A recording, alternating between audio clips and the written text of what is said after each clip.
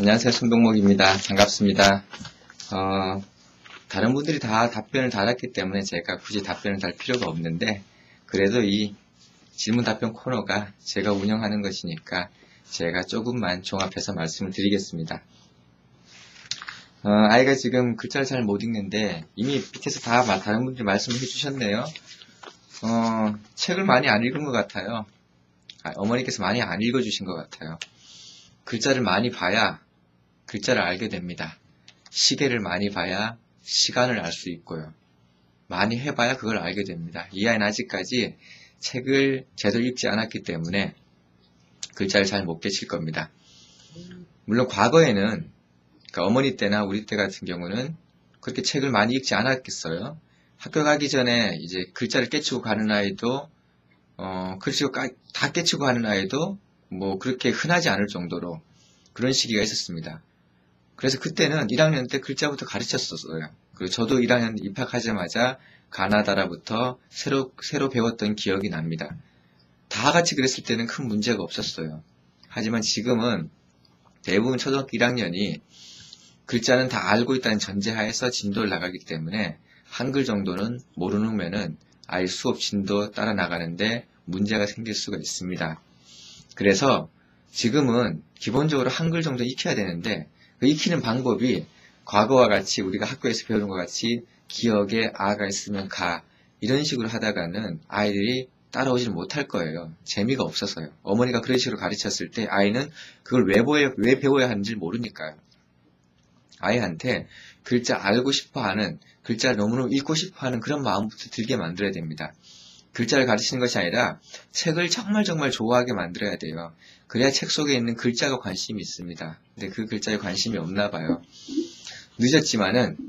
늦었다고 생각하지만은, 그러나 지금부터 하는 것이 유일한 방법입니다.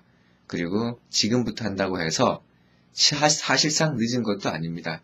시간이 지나면 우리 아이 금방 그 원리를 깨치게 될 겁니다. 지금은요, 어머니께서 지금 어떤 사정인지 모르겠지만은 시간이 닿는 한 최대한 많이 책을 읽어주십시오. 다른 아이들은 이제 하루에 한 권씩 읽어준다 이렇게 하더라도 어머니는 더 하셔야 돼요. 지금은. 물론 그걸 억지로 의무적으로 꼭 들어야 한다 이게 아니라 아이가 재밌어 하도록 어머니가 유도를 해주셔야 돼요. 그렇게 해서 책을 재밌게 읽어주시고, 또 밑에 어떤 분이 말씀하셨던 것처럼 글자 익히기도 병행해 가는 것이 효과가 좋을 겁니다. 그게 좋으려면 이제 지금 아이 같은 경우는 뭐 기억에 가 이거보다는 통글자 익히는 게 훨씬 빠르겠네요. 그래서 그 한글 카드 같은 것들 가지고 아이랑 게임하면서 놀듯이 해야 됩니다.